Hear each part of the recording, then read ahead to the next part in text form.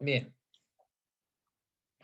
Entonces, esa es la importancia de el agujero transverso, ¿ya? El agujero transverso y lo que va a ir a formar eventualmente con el paso de la arteria que pasa a través de este agujero transverso.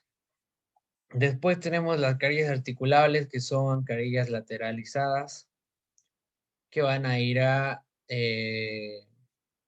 a formar como la estructura de sostén de la vértebra superior y la vértebra inferior que la antecede y que la precede, ¿no? ¿A qué se refiere? Que en la carilla articular es donde descansa la vértebra que está arriba y la vértebra que está abajo, ¿no? Son dos pares de carillas por lado. Entonces quiere decir que aquí hay una carilla articular superior y aquí hay una carilla articular inferior. ¿Ya? La superior es para la vértebra que está arriba y la inferior es para la vértebra que está abajo, ¿no? Bien, eso. Ahora, continuando con las vértebras torácicas, ya son un poco más grandes, van ensanchándose. La característica es que su orificio vertebral es más redondeado, ya más redondeado, a diferencia de las cervicales, que es triangular. Otra característica es que a partir de la C7, incluso la C7 se van a dar cuenta que cambia la apófisis espinosa, ¿ya? No sé si alguien lo notó cuando estábamos viendo el modelo anatómico. Fíjense aquí. Tenemos las vértebras bífidas, ¿no? Les dije que a partir de C3, C4, C5, C6 siguen bífidas, pero en C7 es cuando empieza a fusionarse y a unificarse la vértebra, la apófisis espinosa. Ya, entonces a partir de C7 es que vamos a ver a la vértebra, a la apófisis espinosa como una apófisis única, ya no bifurcada como las anteriores, sino unida, fusionada. Este es el punto de transición entre la columna cervical y la columna torácica o dorsal, ¿ya? Porque las dorsales ya todas tienen la apófisis espinosa unificada, o sea, única, y otra característica es que las apófisis espinosas torácicas o dorsales se dirigen de arriba hacia abajo, de atrás hacia adelante, ¿ya? Tienen un trayecto oblicuo, pero descendente, ¿no? Fíjense, vienen así, como que en caída, ¿ya? Ahí, como que se van cayendo de arriba hacia abajo, de atrás hacia adelante. Entonces, esa es una característica también para determinar cuál es una vértebra cervical y cuál es una vértebra torácica, ¿no? Las torácicas son mucho más alargadas hacia atrás, o sea, hacia el plano posterior, y son deprimidas, ¿no? O sea, hacia abajo. Ahí, bien, perfecto. Otra cosa es que su cuerpo vertebral también crece, se hace mucho más grande en cuanto a volumen, y vamos a ir encontrando que las vértebras cervicales, torácicas, perdón, tienen algo particular de estas vértebras. Aparte de tener las carillas articulares que corresponden a a su vértebra que está arriba y la que está abajo, también tienen carillas para las costillas, ¿ya? Para las costillas. Se denominan carillas costales, ¿ya? Costales, que son dos carillas lateralizadas que están ubicadas en la parte posterior y lateral del cuerpo de la vértebra, que son el número de dos por cada lado, ¿no? Hay una carilla costal inferior, una carilla costal superior, que aloja a el extremo dorsal o posterior de las costillas, ¿ya? Porque vamos a ver bien cuando lleguemos a tórax que las costillas se articulan tanto en la parte posterior con la columna vertebral como en la parte anterior con el cartílago condroesternal, ¿no? Que estaría aquí cartílago y en la parte medial estaría el esternón, ¿no? Eso si hablamos de las primeras 7 vértebras, después de las primeras 7 costillas, perdón, de la octava, novena y décima ya serían a través de un cartílago común, onceava y doceava son son costillas falsas o flotantes, ¿no? Y eso vamos a verlo cuando veamos el mediastino. Pero lo que importa aquí es que la vértebra dorsal o torácica tiene carillas específicas para las costillas, ¿ya? Para que haya una articulación costal. Bien. Después,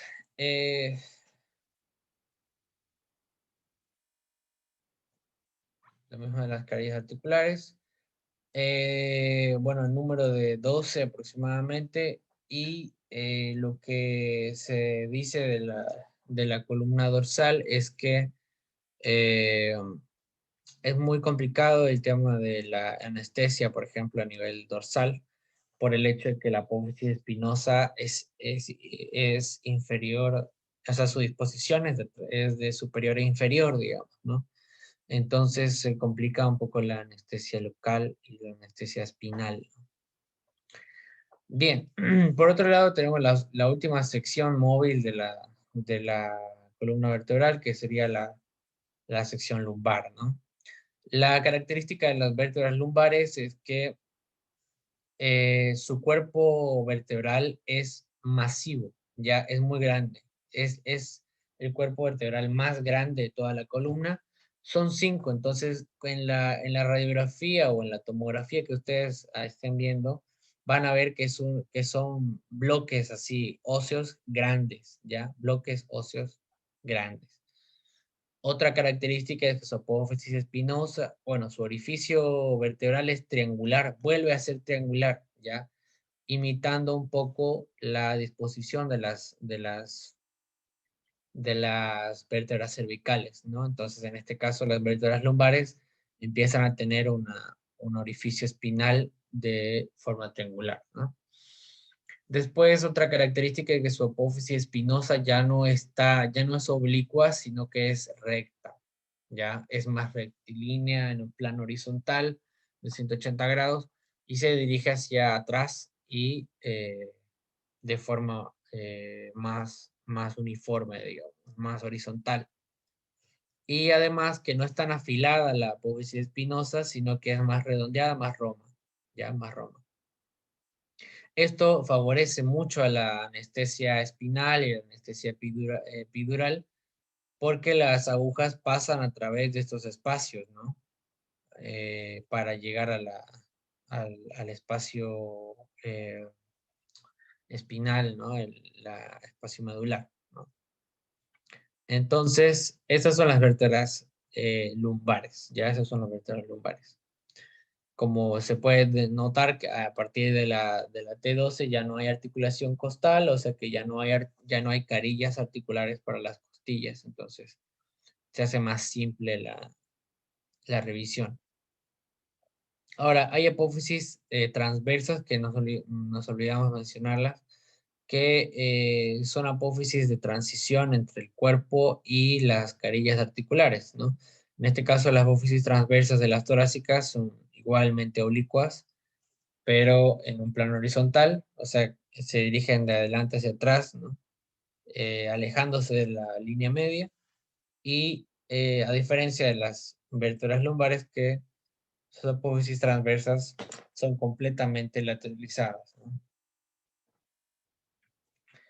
Bien, ahora sí vamos con las vértebras únicas, que son las vértebras que se estudian por sí solas. Eh, no sé por qué no puse aquí el atlas y el axis. Bueno, vamos a verlo entonces en el yo del pasado. Me estás saboteando. Me estás saboteando mi yo del pasado, porque esta diapo la hice hace 2 años más o menos. Ya, no importa.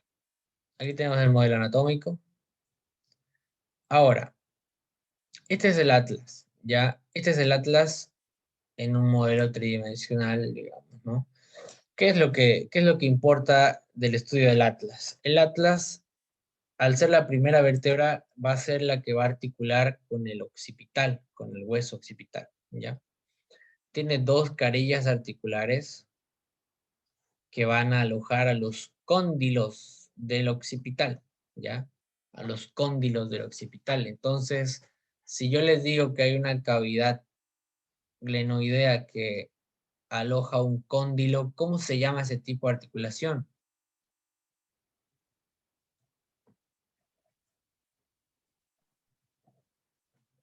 Y aquí hay un cóndilo. ¿Cómo se llama esa articulación?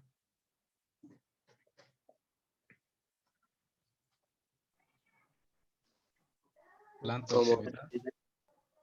¿Cómo? Atlanta occipital. Planto occipital. Ya, ese es su nombre descriptivo. Y su Elipsoidea. Articulaciones con ¿Cómo? elipsoidea. Elipsoidea, ¿ya? ¿Cuál es otro nombre? Condilias. Condilia, bien. Condilia o elipsoidea. Acá hay un cóndilo que es muy parecido al cóndilo de la mandíbula, ¿ya? Muy parecido. Tiene una forma un tanto ovoidal, digamos. O sea, que el occipital en su base tiene dos cóndilos que van a ir a articularse y caben justamente en estas dos carillas articulares, ¿no? Entonces, es una articulación condilia. Perfecto. El que me dijo que es atlato occipital, excelente. Ese es su nombre descriptivo, ¿no? Eh, ahora, después el atlas tiene dos arcos. Un arco que es posterior y un arco que es anterior, ¿ya? Solamente sirve de estructura. Después tiene dos apófisis transversas un poco más funcionales que estructurales, porque ya están alojando en la parte más distal o más proximal o más cefálica de la arteria vertebral. Ya es mucho más pequeña, pero lo que importa aquí es que en el arco posterior del atlas se está articulando la apófisis odontoides de la segunda vértebra, ¿no? Del axis, ¿ya? Del axis. Axis o eje. Entonces, el atlas se articula por arriba aquí está el atlas, supongamos, ¿no? Por arriba se articula con el occipital y por debajo se articula con el axis, que es la C2 o la segunda vértebra cervical, ¿ya? Ahora, este axis tiene una articulación bien especial, ¿ya? ¿Por qué tiene una articulación especial? Porque es una vértebra igual, única, ¿no? ¿Cuál es su característica diferencial de las anteriores? Si bien su apófisis espinosa todavía está empezando a bifurcarse y es la primera vértebra que vemos que tiene apófisis espinosa, ¿no? La anterior vértebra, la primera, el atlas, no tiene vértebra, no tiene apófisis espinosa, ¿no? Entonces, a partir de C2 es que empezamos a ver esta estructura de aquí atrás, esta apófisis saliente que se va a ir replicando en las vértebras posteriores o que la suceden y va a ir haciéndose más grande, más oblicua y ya llegando a la parte lumbar se va a hacer mucho más ancha, más roma y más horizontal, ¿no? Entonces, en C2 es cuando empezamos a ver esta apófisis. Ahora, otra estructura importante que vamos a ver es esta apófisis, que es la apófisis odontoides, ¿ya? Entonces, la apófisis odontoides va a venir a llegar, ya que está aquí el dibujo del atlas, viene aquí y se articula justamente por debajo del atlas, ¿ya? Ahí, ahí mismo. Ahí está, ¿ya? Está por debajo del atlas, pero el apófisis odontoides llega un poquito más por arriba y toca el arco posterior del atlas, ¿ya?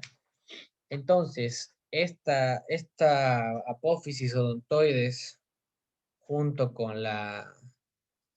el atlas forma una articulación especial. ¿ya? Una articulación única igual, que es la articulación de pivote, ¿ya?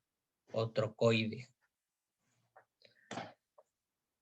Bien, después tiene láminas laterales que van a unir a la apófisis espinosa con las carillas articulares y bueno, aparte de articularse de esa forma con el atlas en la parte superior, se articula también por carillas articulares, porque les dije, ¿no?, que el atlas tiene dos pares de carillas articulares, dos superiores que se articulan con el occipital, ahí digamos, ahí, dos superiores que alojan a los cóndilos del occipital y tiene dos inferiores que se van a articular con el axis, ¿no? El axis. Entonces, es una articulación doble condilia, tanto superior como inferior. Eso también puede ser pregunta de examen, ¿no? ¿Cuál es la articulación doble condilia de la región cefálica, por ejemplo? Y ahí ustedes me tienen que decir, la articulación doble condilia de la región cefálica puede ser la articulación maxilo-temporal o la articulación occipito-atlantoidea, ¿no? O atlanto-occipital. ¿Por qué es doble condilia? Porque hay dos cóndilos. Hay un cóndilo a la izquierda y un cóndilo a la derecha, alojándose en una cavidad glenoidea izquierda y derecha, ¿ya? Bien. Entonces, esas son las dos vértebras especiales de la región cervical, aparte que ya dijimos que la sexta vértebra cervical tiene una apófisis especial que se llama apófisis, un tubérculo, ¿no? Que es el tubérculo de Chassaignac, que marca o delimita la entrada de la arteria vertebral dentro del canal transverso. Diego Monasterio levantó la mano. Dime, Diego Monasterio. Una pregunta auxiliar. Entonces, la otra articulación bicondilia es del ATM, si no me equivoco. Exactamente, Ah, ya. Gracias. exactamente. Bien, entonces, bueno, ahí estamos. Ya. Después, ya que vamos a empezar a entrar en médula cervical, tenemos que entender lo siguiente. Ya vimos los pares craneales, ¿correcto? Ya los estudiamos del 1 al 12. Ya no vamos a entrar en este tema porque ya lo estamos pasando. A partir del 12º par craneal es donde termina el tronco encefálico, ¿correcto? Termina el tronco encefálico y se forma la médula espinal, ¿no? Que este es el tronco encefálico, este es el bulbo. Y después sigue la médula, ¿ya? La médula espinal. De la médula espinal van a salir los pares raquídeos, se llaman, ¿ya? Los pares raquídeos. ¿Y qué son estos pares raquídeos? Son como si fueran pares craneales, pero ya de la parte más caudal de la médula, ¿ya? Si se puede decir caudal, porque todavía estamos ahí, aquí en el cuello, digamos, ¿no? Pero la nomenclatura de los pares raquídeos, a diferencia de que en los pares craneales es en numeración romana, aquí se utiliza la localización topográfica como su nombre, ¿ya? ¿A qué se refiere? Se refiere a que los pares raquídeos se van a dividir según la sección en la que están.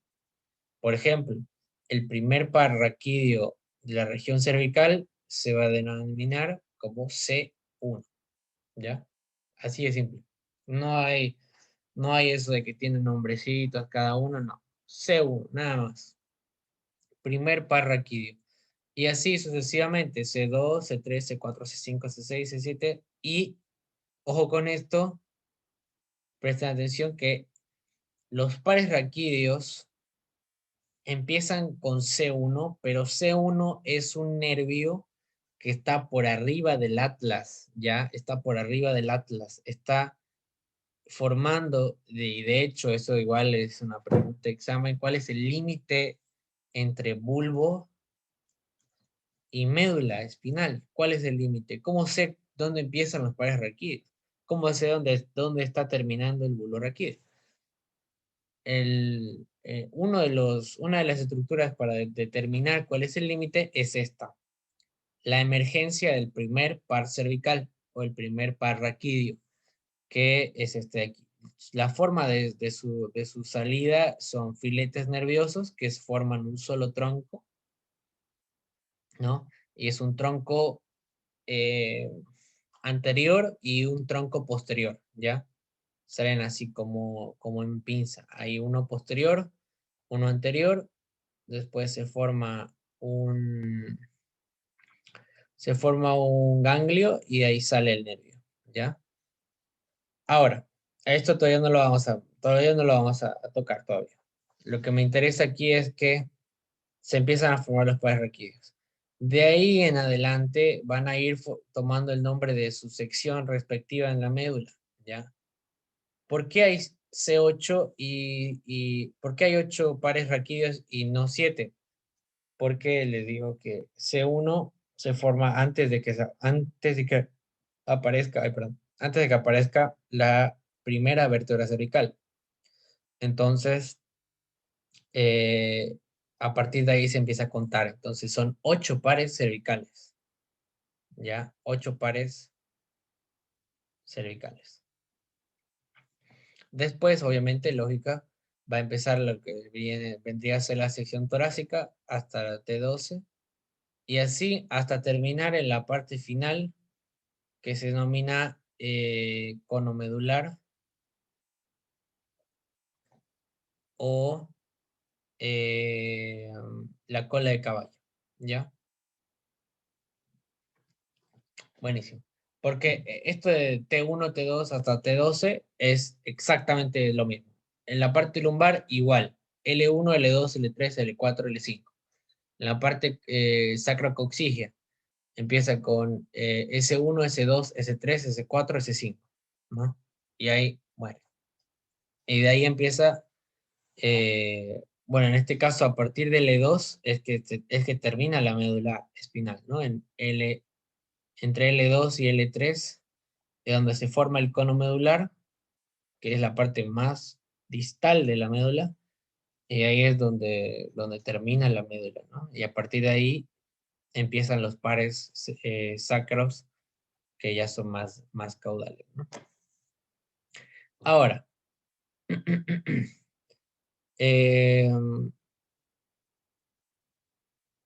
¿por qué empezamos a hablar de esto?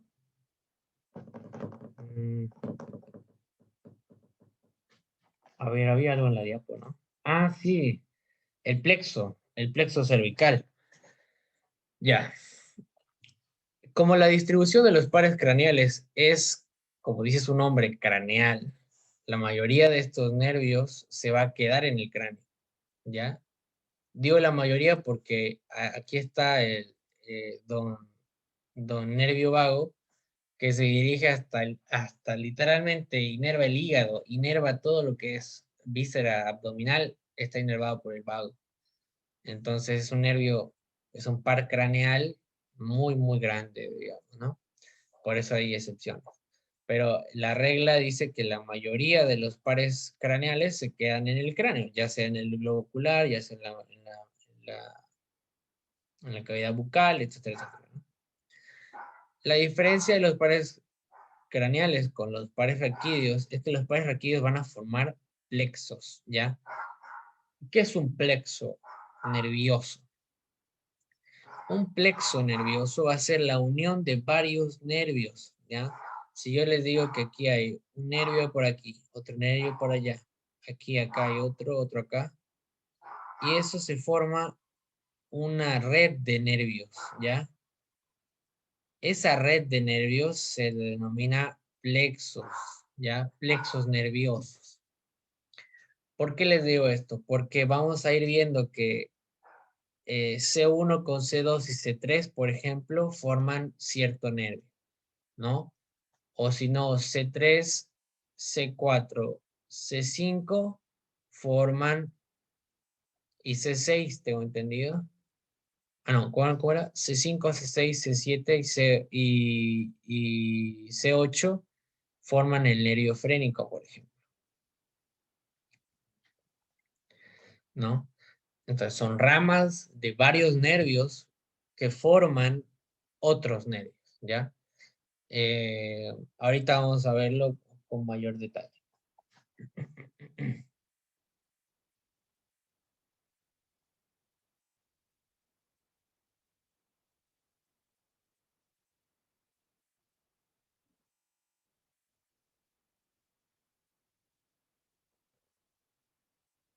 Ya. ¿Dónde estaba? Entonces, fíjense aquí.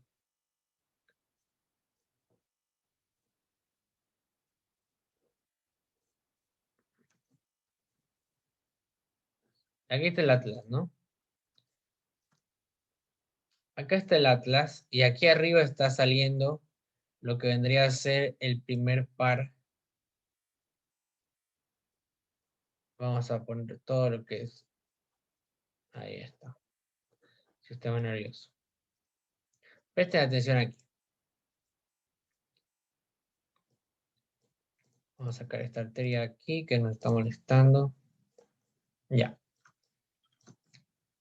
Bien. ¿Cuál es la disposición de la salida de los pares? Bueno, el espinal accesorio es otro ejemplo. ¿Qué inerva el espinal accesorio? Inerva el trapecio y el esternocleidomastoideo, ¿no? Son músculos cervicales que salen del cráneo. Entonces, por eso es que la regla no es estricta, digamos, ¿no? Ahora, ¿cómo es que funcionan estos pares raquídeos? Fíjense. Este de aquí que estamos viendo es el primer par raquídeo, ya el primero que sale. Este es el límite virtual, digamos, o el límite anatómico de la médula espinal con el bulbo raquídeo. ¿Ya? Arriba de C1 está el bulbo. Por debajo de C1 ya empieza la médula. ¿Ok? La forma en la que sale es que hay un tronco que es posterior, que es este aquí, y un tronco que es anterior. ¿Ya? En neuro vamos a entenderlo mejor porque van a ver que la parte anterior es la parte motora, la inervación motora, y la parte posterior es la inervación sensitiva, ¿ya? Que está llegando en todo caso, ¿no? Que está llegando y trayendo información del exterior. Y esta inervación motora es la que sale. Por ahora no me interesa que sepa, ¿ya? Después vamos a verlo con más calma. Pero esta es la disposición de un par raquídeo. Lo que me interesa es que, fíjense aquí, cuando ya se forma el pararaquídeo, sale como un nervio único, ¿ya? Y este nervio se denomina C1, ¿ya? C1 o el primer par raquídeo. Este par raquídeo va a ir a formar lo que se denominan los plexos, ¿ya? Vamos a borrar todo esto, ¿ya? Fíjense, C1 está llegando desde la parte más cefálica. Después aquí está llegando C2 también, ¿no? Que ya se formó aquí. Está llegando y se está fusionando, fíjense. Rama comunicante con C1. C1, C2. Se está comunicando a través de ramas nerviosas, ¿ya? Después se está formando C3, que estaría por aquí, que al igual que con C2 se está comunicando por ramas, ¿no? Ramas comunicantes. Hay una rama que comunica C2 con C3 y C3 con C1, etcétera, etcétera, ¿no? Cuestión que lo siguiente es que necesito que entiendan. Los plexos funcionan de esa forma, ¿ya? Son nervios que se comunican con otros nervios, ¿ya? Ahora, la distribución de dónde empieza un plexo y dónde termina otro plexo, eso ya es teórico, ¿ya? Teórico. Por ejemplo, el plexo cervical es todos los pares cervicales hasta C7, por ejemplo, ¿no? Hasta C7. Entonces, todo lo que se forme a partir de C1 hasta C7 se denomina plexo cervical, ¿no? Plexo cervical. De C7, después viene T1, C5, C6, C7, C8 y T1. Ya. Para que no nos confundamos con el plexo braquial, vamos a hacer lo siguiente. Vamos a dividirlos en dos, ¿ya? Y de hecho sí se estudia de esa forma.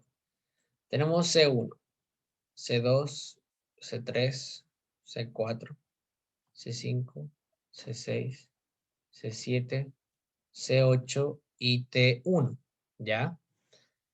Bien. Estos nervios representan a los nervios raquídeos reales, ¿no? Entonces, para el estudio se denomina plexo cervical a partir de entre C4 y C5. Ya es el plexo cervical. Ya, plexo cervical. Después, a partir de C5, C6, C7, C8 hasta T1, se denomina plexo braquial. Braquial, ¿ya? Después, entre T2, T3, T4 hasta T12 y L1, se denomina plexo dorsal, ¿ya? Después, de L1 hasta L5 es plexo lumbar y todas las sacras forman el plexo sacro, ¿ya? El plexo sacro. Entonces, no se preocupen, esos plexos vamos a ir viéndolos de a poco cuando vayamos bajando. En este caso, estamos en el nivel cervical. Ya estamos con el primer plexo que se va a formar. Ahora, para hacerlo más didáctico, hay una representación de lo que vendría a ser este plexo, ¿ya?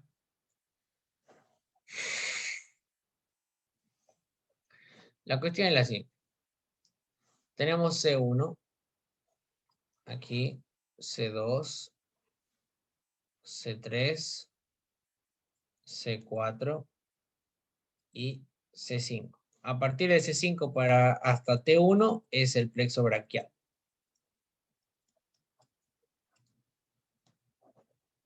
¿Ya?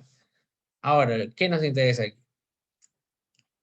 Cuando C1 está emergiendo, hay una rama ascendente que se comunica con el onceavo par, con el par espinal, y una rama de C1 con el nervio espinal forman, o sea, se encargan de la inervación del esternocleidomastoideo del trapecio, ¿ya? Hay otra rama que es descendente, ¿ya? Que se va a comunicar con la rama comunicante de C2, ¿ya? Que es ese nervio que vimos que está conectando el nervio de arriba con el de abajo, se llaman ramos comunicantes, ¿ya? Y se va a formar el primer arco, el arco del Atlas, ¿ya? El arco del Atlas, que da ramas cutáneas y ramas musculares. Después, C2 hace lo mismo, tira una rama para arriba y otra para abajo, ¿ya? La rama descendente o comunicante se va a anastomosar, en este caso, con una rama ascendente de C3, ¿no? Ustedes fíjense que se repite el patrón, ¿no? C1 tira una rama para arriba, otra para abajo. C2 tira una rama para arriba, otra para abajo. C3 tira una rama para arriba y otra para abajo. Lo mismo C4, tira una rama para arriba y otra para abajo, ¿no? Como que van en dos direcciones. Entonces, la rama descendente o comunicante C2 junto con la rama ascendente C3 forman el arco o asa del axis, se llama, ¿ya? Arco o asa del axis.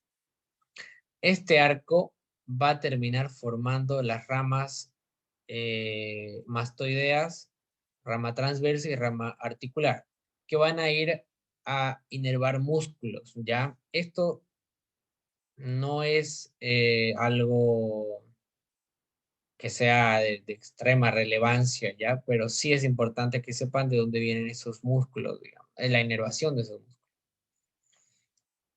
Después vamos a tener a la rama de C3 y C4, la descendente o comunicante de C3 y ascendente de C4, que forma la rama supraclavicular.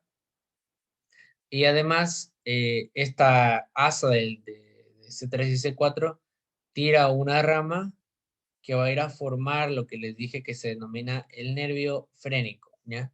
El nervio frénico está formado por ramas de C3, C4 y C5, que es el límite más inferior o más caudal del plexo cervical, ¿no? El límite de plexo cervical es C5. A partir de C5 empieza el plexo braquial. Ese plexo ya es para inervación más inferior. El plexo braquial inerva a los miembros superiores, ¿ya? Pero todavía no lo vamos a ver. Lo que nos interesa es la formación del nervio frénico por C3, C4, C5. Perfecto. ¿Cuál es la relevancia del nervio frénico? Es que inerva al diafragma, ¿ya? Diafragma. ¿Para qué sirve el diafragma? Es el nervio neumotáxico. Es un músculo, perdón. Músculo neumotáxico. ¿Qué se refiere a neumotáxico? Que favorece el movimiento respiratorio, ¿ya? Ustedes inspiran, se contrae el diafragma hacia arriba y ensancha el tórax para que aumente el volumen intratorácico. Ustedes expiran, el tórax se relaja. El diafragma se relaja. Inspiran, se contrae. Expiran, se relaja. ¿Ya? Entonces, ese es el plexo cervical. ¿Ya? Ese es el plexo cervical. Es bastante corto. Lo único importante es que tiene ramas que inervan a los músculos, tanto cervicales como occipitales. ¿Ya? Les diría que lo más importante es que sepan la inervación del freno, la formación del nervio frénico. ¿Ya? La inervación del nervio frénico. Y ya, bueno, hay ramas profundas que van a inervar o que van a formar, por ejemplo, el asa del hipogloso, ¿ya? El asa del hipogloso sí es importante que lo sepamos porque ¿se acuerdan del hipogloso, no? El 12º par craneal. El hipogloso llega llega a la parte cervical y se anastomosa con ramas de C2 y C3, ¿ya? Y van a formar una cadena nerviosa como un collar, como un collarín, ¿ya?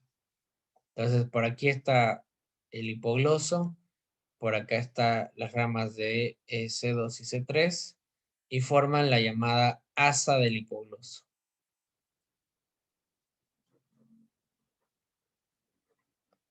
¿Por qué es importante? Porque el asa del hipogloso inerva los músculos suprayoideos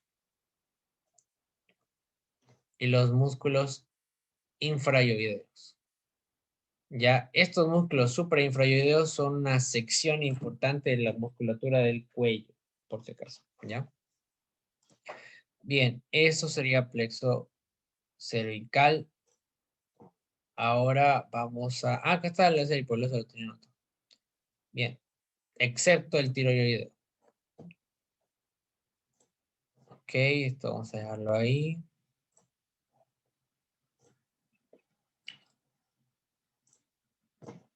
Bien, ahora nos toca músculos del cuello. La clasificación es una clasificación por secciones, ¿ya? No se estudia todo